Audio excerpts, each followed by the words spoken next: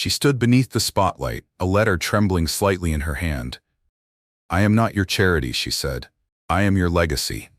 The room froze, not because she was wrong, but because no one had ever dared to say it out loud. This wasn't the speech they expected. This wasn't the girl they remembered, but tonight she wasn't asking to be seen. She was declaring it. Before we dive into this unforgettable story, tell us where in the world you are watching from. Drop your city or country in the comments below. We read every single one. If stories of truth, justice, and quiet power speak to you, don't forget to subscribe. We're building a space for stories that need to be told, stories like hers. Stay with us until the end, because sometimes the people you tried to erase are the ones who finish your story. The Davenports gala shimmered beneath 100 crystal chandeliers. Laughter moved like champagne, light, expensive, rehearsed. This was old money territory. 60 years of curated power wrapped in philanthropy and crystal stemware. The Davenports weren't just wealthy. They were legacy-rich, the kind of family whose name opened Ivy League doors before grades ever did. Selena stepped through the arched entryway. The soft click of her heels was muffled by the thick navy carpet. She paused just inside the ballroom, her presence barely noticed, deliberately unnoticed. She smoothed the front of her dress, a habit from long ago when her hands needed something to do to quiet the noise inside. Everything smelled of old money and carefully managed legacy. Perfume too floral, tuxedos too crisp, smiles too fixed. The portraits greeted her first. Massive oil paintings lined the hallway. Mr. and Mrs. Davenport in every frame, their sons, Nathan and Julian, beaming beside them, a golden retriever, a mountain vacation, 4th of July on the front lawn. Red, white, and perfection. She wasn't in a single one, of course. A thin line formed at her jaw, but she walked forward, posture straight, spine firm. Still, people turned. Not many, but just enough. A woman in pearls whispered behind her hand. A man in a tailored suit blinked twice, recognition dawning, then quickly looked away. They remembered her. They just didn't know what to do with her. At the far end of the ballroom stood the centerpiece. A marble podium, golden plaque reading, 60 Years of Impact, the Davenport Foundation Gala. Behind it, a banner hung, honoring those we've lifted. Selena exhaled, a soft sound, more control than breath. She scanned the room. Julian, the younger son, was deep in conversation with a tech CEO, his eyes flicking past her without stopping. Nathan was farther down, surrounded by campaign donors and alumni board members, still golden-haired, still charming, still pretending not to see her. And at the center table, where only family sat, was Margaret Ann Davenport, still regal, still cold, still calling her sweet girl like it was a name tag and not a dismissal. The dress she wore was second-hand, tailored by necessity rather than luxury, stitched with careful seams only she would notice. Selena's chair was near the back, at a table marked special guests, between a junior senator's intern and someone's assistant, close enough to be included, far enough to be invisible. She took her seat without a word. A waiter came by, white gloves, silent service. She asked for water, no lemon. He brought sparkling water with lemon, of course. On stage, the orchestra played a slow jazz rendition of What a Wonderful World. It didn't sound wonderful. It sounded curated. A voice clicked on the microphone. "Ladies and gentlemen, may I have your attention?" Everyone turned. Phones lowered. Conversations paused mid-brag. "We are honored tonight to celebrate the legacy of the Davenport Foundation and the lives changed by its vision. One of those lives is with us this evening." Selena didn't move. Her heart didn't race. Not anymore. It had learned not to. "Please welcome Miss Selena Ward, the Foundation's very first scholar, a living symbol of what hope, opportunity, and education can achieve." Polite applause, evenly spaced. She stood, not by choice, but by spotlight. Eyes pinned her like insects in a museum, admiration tinged with something colder. She nodded once, slightly, then sat again. Nothing more was expected of her. Just presence. Just proof. The applause faded. The speech continued. Selena picked up her water, took a sip. Bitter. Across the room, Nathan finally met her eyes, just for a second, just long enough to remember, then looked away. First, the AV slideshow began. Images flickered onto a screen, photos of groundbreaking ceremonies, smiling beneficiaries, ribbon cuttings with famous politicians. And there, buried in the middle of it, a single image. A young girl, maybe 10, in an oversized blazer, holding a certificate. Her smile was small, her eyes too old. That was her. That was all she got. She leaned back in her chair, let the shadows hold her. She thought of the guest room, the one with the broken window latch, the mattress with plastic underneath, the closet filled with old Davenport coats. They called it her room, but she never called it home. Margaret Ann had once said, "We wanted you to feel included," and Selena had smiled, grateful, because that's what you did when you were sponsored. You smiled. You stayed quiet. You posed for the photos but never framed them yourself. A new speaker took the stage. It was Julian, nervous but polished. He spoke of legacy, of generosity, of family. Selena listened, not to the words, but to the tone. Pride.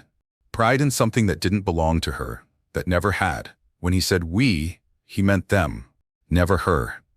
Never the girl in the oversized blazer, never the woman who built her future from scraps of false affection and performative kindness. She folded her hands in her lap. They were steady because she knew something they didn't, something folded in her purse, waiting, heavy with ink and memory. Tonight, they celebrated their story. They just didn't know who would finish it. The guest room was at the far end of the hall, past the linen closet, past the second staircase, and always past the real rooms, the ones with names on the doors and birthday banners taped to the walls. Selena never had a banner. She was 9 the first time she stepped inside. The air was dry, faintly dusty, like the room hadn't been used in years. The bed was low, the mattress stiff, wrapped in a plastic sheet that crackled under her weight. There was a lamp with no bulb, a clock that blinked noon endlessly, and a small window with a broken latch that whistled in the wind at night. She had no desk, no pictures, no dresser with her name carved on the back, just a cardboard box with her clothes, a cracked teddy bear, and a borrowed identity. Margaret Ann Davenport had shown her in, smiling like she'd done something noble. "It's not much," she said, "but it's safe." Then she closed the door, and Selena sat there, hands still folded in her lap, afraid to move, afraid to breathe too loudly, afraid to belong too much. Down the hall, laughter spilled from Nathan's room. He had a bunk bed, even though he didn't share it, glow-in-the-dark stars on the ceiling, trophies from tennis and debate and sailing. He had space for dreams. She had silence. The first week she called Margaret Ann Mrs. Davenport. By week 2, Margaret Ann corrected her. "Just call me Margaret Ann, dear. We want you to feel part of the family." But it was a family with rules, quiet ones, unspoken, sharp as glass. At dinner she sat near the edge of the table, not quite next to anyone, close enough for the photo, far enough to be cropped. The napkins were cloth, the silverware heavy. The conversations were rehearsed. Julian was accepted into Yale, someone would say. Nathan's summer at Stanford was such a success, and then silence, until someone turned to her with a tight smile and asked, "So how's school?" As if the question itself was charity. She learned to smile back, briefly, thankfully, just enough to show she appreciated the meal, the roof, the education, everything she was told she'd been given. But the thanks never stopped being expected, like rent paid in humility. At night in the guest room, she read under the sheets with a flashlight. Her mother had taught her that. Before the accident, before the news came in a white envelope with no return address, before Margaret Ann and Henry Davenport arrived at the group home with their smiles and their paperwork and their promises, Selena remembered the look in her caseworker's eyes. Relief, as if Selena had won something. But it didn't feel like winning. It felt like being moved from one shelf to another. Sometimes Nathan would sneak into the guest room when he couldn't sleep, sit on the edge of her bed, and whisper about how bored he was with piano lessons or how he hated French homework. He called her Lenny. He made her laugh. She held on to that like oxygen. Until the day someone saw them, just sitting, just talking, and suddenly she wasn't a scholar anymore. She was a risk, a distraction, a cautionary tale. Nathan stopped coming after that. He didn't explain. He didn't apologize. He just stopped. Margaret Ann became colder. The compliments were sharper. The hugs were tighter but shorter. "Don't forget where you came from, sweetheart," she whispered once, touching Selena's cheek with a manicured finger. And Selena understood. She wasn't there to grow. She was there to be grateful. In rising 7th grade, there was a family photo day. A professional photographer came to the estate. Everyone wore coordinated blues and whites. Selena was given a cream sweater. It was 2 sizes too big. She stood between Nathan and Julian, unsure where to put her hands. When the photo was printed weeks later, it hung in the front hallway. She wasn't in it. When she asked Margaret Ann why, the woman smiled gently. "It just didn't come out right, darling. Next year we'll do another." They never did. By 15, Selena stopped asking for rides to school events. She walked when she could, caught buses, learned how to stitch her uniform when it ripped. When the school counselor praised her essay in front of Margaret Ann, saying it was good enough for a national prize, Margaret Ann tilted her head and said, "Yes, she's always been so motivated," as if effort was compensation for origin. At 16, Selena made it to the state debate finals. She came home with a ribbon and a tired smile. No one was waiting up, so she taped the ribbon to the guest room mirror. The next morning, it was gone, folded and placed in her dresser drawer. "Don't clutter the glass," Margaret Ann said. "It's not your space to decorate." By 17, Selena knew the rules too well. She cleaned up her tears, she ironed her clothes, she kept her trophies in a shoebox under the bed.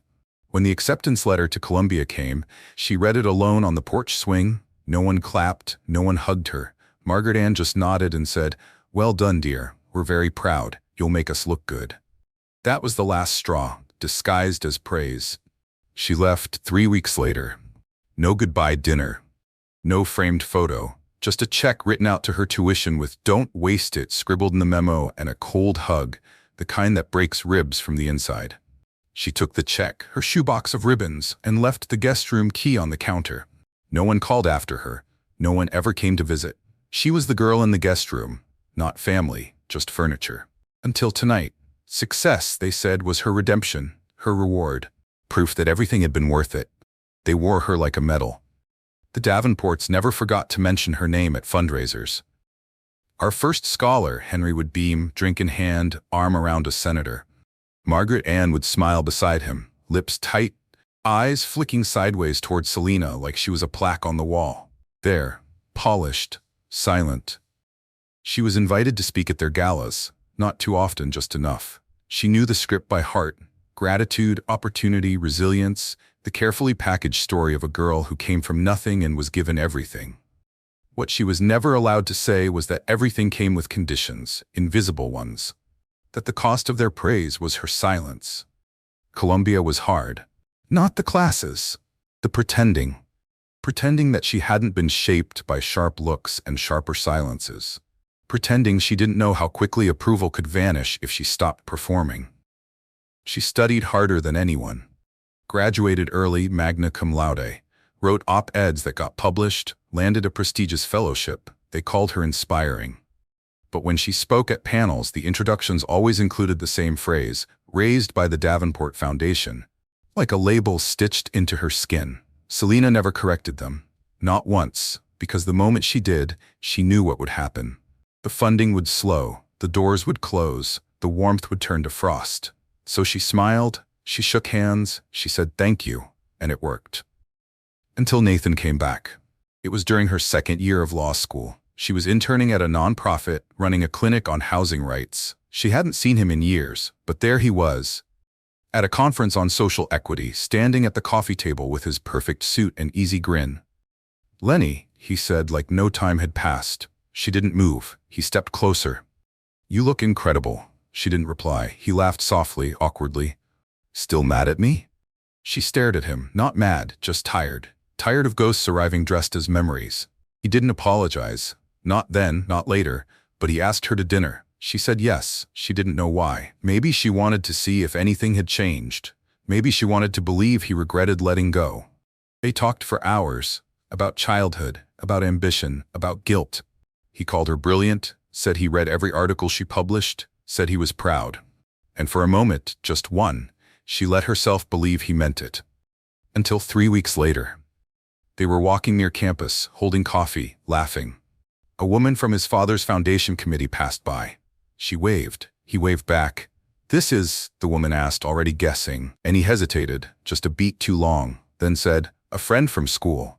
Not the girl I grew up with. Not the person who changed me, not even Selena. Just a friend." She smiled politely, nodded, and never called him again. When she didn't return his messages, he left a voicemail. "I panicked, okay? It was politics. You know how it is. Yes, she knew exactly how it was. It was politics when they erased her from the photo. It was politics when Margaret Ann removed her name from the Christmas card list. It was always politics when the truth got inconvenient. So she buried him too. Buried the version of herself that still wanted to be wanted. By the time she graduated, the Davenports were back in her inbox. Would she speak at the Foundation's 60th? Just a few words. Just 5 minutes. Just enough to remind people that they were the kind of family who changed lives. Selena stared at the email for a long time. She almost deleted it, but something in her stopped. Because maybe, just maybe, this time she wouldn't read the script. She flew back to New York the week before the gala. Stayed in a small Airbnb far from the estate. She didn't visit the house, didn't drive by. But she walked past the school where Henry first gave that speech, where he called her a shining example of how compassion builds a legacy. She sat on the same bench where she used to eat lunch alone, watched kids rush by in uniforms too tight and shoes too clean. She thought of her mother, thought of the sound her voice made when she laughed, deep and warm. Thought of how she used to brush Selena's hair with gentle hands, humming songs from the radio. No one ever asked about her mother at the Foundation. It didn't fit the narrative. Because gratitude worked better when you erased where someone came from. Selena returned to her rented room and pulled out a small box from her bag. Inside was every article, every photo, every mention with her name in it. In none of them did the Davenports call her family, just their first success, their proof, their investment. That night, she couldn't sleep. She sat at the window, watching rain streak down the glass, and whispered aloud, "What did it cost? Everything. Her voice, her truth, her place." But not anymore, because tomorrow she would walk into that gala, not as a symbol, not as a footnote, but as a woman who had paid for her success in silence and was finally ready to speak. The call came just 2 days before the gala. It was past midnight. Selena had just finished reviewing her talking points, not for the speech she planned to give, but for the one they expected her to deliver. Polished, safe, contained. Her phone buzzed against the nightstand. Unknown number. She let it ring. Then it rang again. The same number. She answered. The voice on the other end was gravelly, slow, and familiar. "Miss Selena, it's Harold." She froze. Harold, the Davenport's housekeeper turned gardener, the only person who ever whispered, "You okay?" when no one was looking. The only one who never smiled at her. He smiled with her. "I need you to come by the estate," he said. She didn't ask why. The next morning, fog hung over the Hudson like a warning. The Davenport mansion sat at the top of a hill, grand and silent. The white columns stood proud, defiant, but the shutters were peeled, the paint fading. The lawn, once sculpted to perfection, was now just grass. Time didn't respect legacy. Harold met her at the side door. Same cap, same limp, older now, skin folded like pages left in the rain, but his eyes still sharp. "I don't have much time," he said. "Neither do you." She followed him down the back hallway, past the breakfast nook no one used, past the parlor where Margaret Ann used to host strategy teas, fake social events with real agendas. They stopped in the main study, Henry's study. She hadn't set foot in it in over a decade. It smelled of leather, pipe tobacco, and dust-covered silence. On the wall hung a familiar frame, an oil portrait of the family posed in the rose garden. Nathan front and center. Margaret Ann's pearl necklace catching sunlight, Henry's hand on Julian's shoulder. She wasn't in it, but she had stood behind the camera that day. "You see this frame?" Harold said, tapping the corner. "It's a shadow box, double-lined. Most people don't notice." He pulled a pen from his shirt pocket, slid it under the edge. The frame popped loose with a soft click. Inside, taped to the back, was an envelope, yellowed, sealed, faint cursive on the front. "Selena." Her breath caught in her chest. "Mr. Davenport gave it to me a week before the stroke," Harold said. "Said if anything ever happened, it was for your hands only." Selena stared at the envelope. It was real, not a rumor, not a theory. Her name in Henry's handwriting. She took it slowly, like it might crumble. Her fingers trembled. Her voice didn't. "Did he say what it was?" Harold nodded once. "He said it was the truth, and that he was sorry." She didn't open it there. She thanked him, hugged him tight, and left through the side gate, unnoticed by the cameras that no longer worked. Back at her apartment, she sat at the window. The city buzzed beneath her. Unaware, unconcerned. She ran her fingers over the edge of the flap. She opened it. The paper inside was thick, heavy, handwritten in deep blue ink. It began simply, "My dearest Selena, if you're reading this, then I have failed twice. Once by silence and again by not finding the courage to face you." She blinked hard. "I was a coward. I let the world dictate what I should be proud of. I let fear write the script, and in doing so, I wrote you out. You were not just a girl we helped. You were not our project. You were my daughter." The words cracked something inside her. She read on. "You were born of a love I was too weak to claim publicly. Your mother, she was brilliant, fierce, and I was ashamed of how little I fought for either of you. When she passed, I thought I was doing the right thing by bringing you into our home. But the terms weren't love. They were control. I see that now. Margaret Ann told me we needed to keep it quiet, that it would damage the foundation's image, that it would be enough to give you a name and an education. But you deserved more than a name. You deserved a father, and I didn't give you one." Tears blurred the ink. She wiped them fast. She needed to see. "I wrote you out of speeches. I let them photograph around you. I let them treat you like proof of their goodness instead of proof of my blood. I'm sorry. I know I can't fix what I broke, but I can leave you something. Not money, not attention, but truth. You belong to this family, whether they like it or not. And for what it's worth, if I could do one thing right, it would have been this. Loving you out loud. Dad." She folded the letter, once, twice. Her hands steadied. Everything inside her that had screamed for years finally heard, not by applause, not by acknowledgement, by truth. The kind too heavy to carry. The kind too sacred to bury. Tomorrow, she would walk into their celebration with this letter in her purse. Not for revenge, but for remembrance. Not to embarrass them, but to unerase herself. They wanted her in the background. She would not oblige. The ballroom lights dimmed as the host returned to the podium. His voice echoed over clinking glasses and soft jazz. "And now, to close this beautiful evening, we invite to the stage someone who has always embodied what the Davenport Foundation stands for, our very first scholar, Miss Selena Ward." Polite applause scattered like forced rain. Practiced, predictable. Selena stood slowly. Her chair didn't scrape. Her steps didn't rush. The hem of her black dress brushed the polished floor like ink spilling across glass. Each stride was deliberate, calm, but inside a storm pounded against her ribcage. She passed table after table, faces turned, curious. Margaret Ann's lips tightened. Julian shifted in his seat. Nathan didn't move at all, not even his eyes.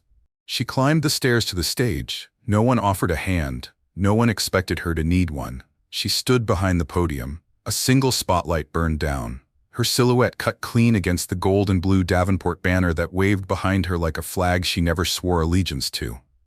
She didn't smile.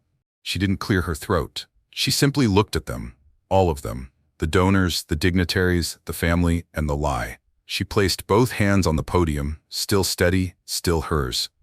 Her voice, when it came, was soft, not because she was afraid, but because she wanted every ear in the room to lean in. "Good evening," she said, "and thank you for inviting me." No one moved. A breathless hush blanketed the crowd. Selena paused. She scanned the sea of tailored suits and sequin dresses. She saw legacy, manufactured and polished. She saw power, built on curated stories and controlled silence. And then she saw Harold, standing in the very back, hat in hand. She gave him the smallest nod. Then she opened her purse slowly. No one blinked. From inside, she pulled a folded envelope, the same pale yellow, the same faded blue ink. She held it up, not high, not dramatic, just enough for those who knew to recognize it. Enough for those who feared it to freeze. "I found this letter last week," she said. "I wasn't looking for it, it found me." The room didn't breathe. She unfolded the paper with care, like it might vanish if handled too roughly. "It's from Henry Davenport," she said, written in his hand, and it begins like this. She read, "My dearest Selena, if you're reading this, then I have failed twice." A gasp escaped someone near the front. A fork clattered. A waiter stilled mid-pour. Selena didn't stop. She read every word.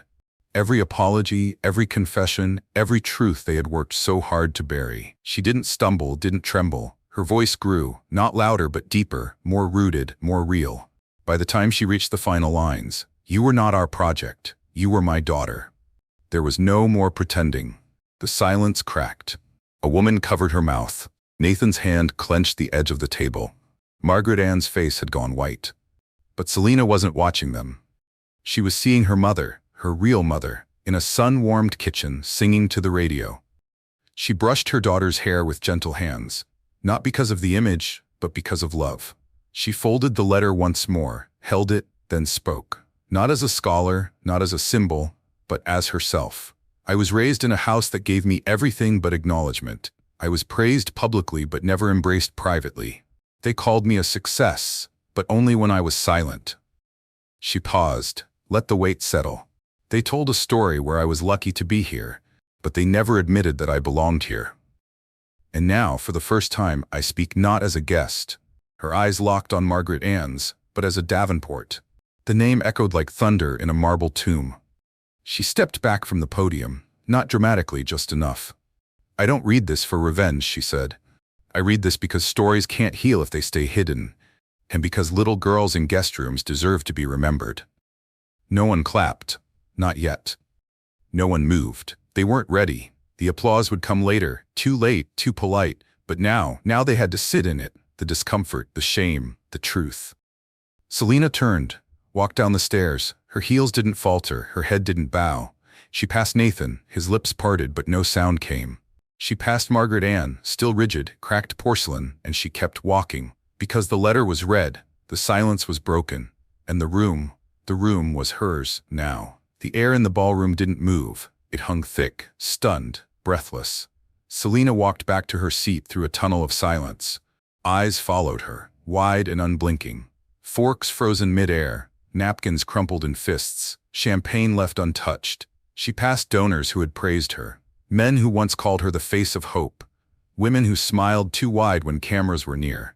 Now their expressions crumbled like delicate glass under pressure. No one dared speak at the family table. Margaret Ann sat like a statue, still upright, still composed, but her eyes had changed, cold before, now unreadable. She clutched her wineglass with both hands, knuckles white, lips tight. The hand that once guided Selena away from family portraits now gripped the past like a weapon. Julian avoided looking at anyone, his gaze fixed on the centerpiece, hydrangeas white and fragile. Nathan, he stared at the floor, as if the letter had snapped a thread inside him.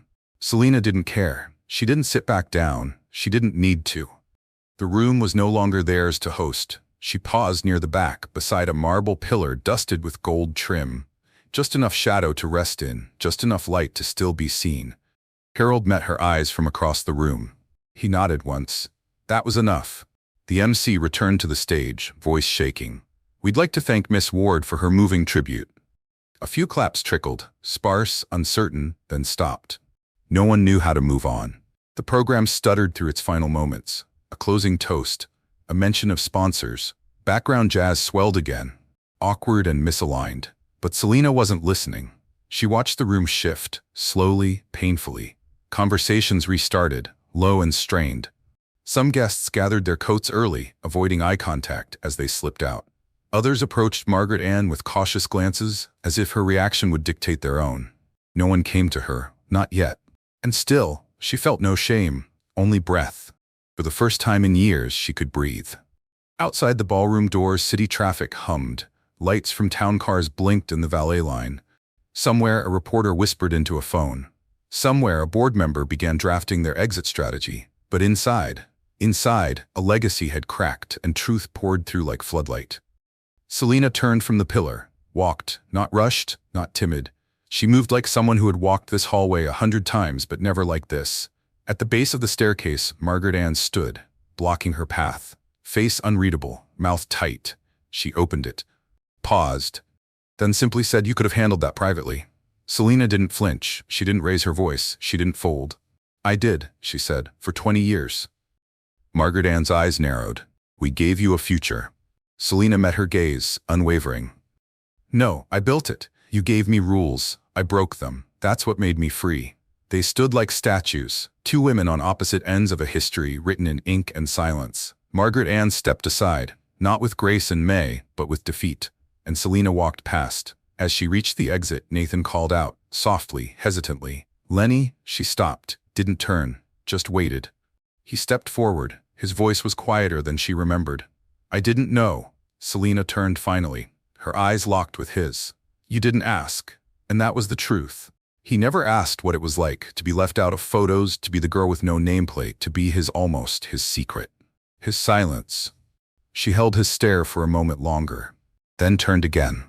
Walked through the doors. Outside, the city felt different. The air was clearer. The night was softer. She crossed the stone steps, heels clicking like punctuation marks. Not angry, not triumphant, just free. At the curb, the driver opened the door. But before she stepped in, she turned back, looked up at the building she once thought of as a fortress. Now just bricks, just windows, just a house. Not a home. She didn't feel small anymore. She didn't feel temporary. For the first time in her life, she didn't have to prove she belonged. She just did. And that truth, unshakable, was hers alone. As the car pulled away, Selena didn't look back again. There was no need. They had heard her. They had seen her. And whether they liked it or not, she belonged here. If this story moved you, we'd love to hear your thoughts. Have you ever felt invisible in a place you were told to call home? Share your experience in the comments. We read every one. Thank you for watching and walking this journey with us. If you found strength in Selena's voice, consider subscribing for more stories that speak the truth, no matter how uncomfortable. Until next time, stay bold, stay seen, and never let anyone write you out of your own.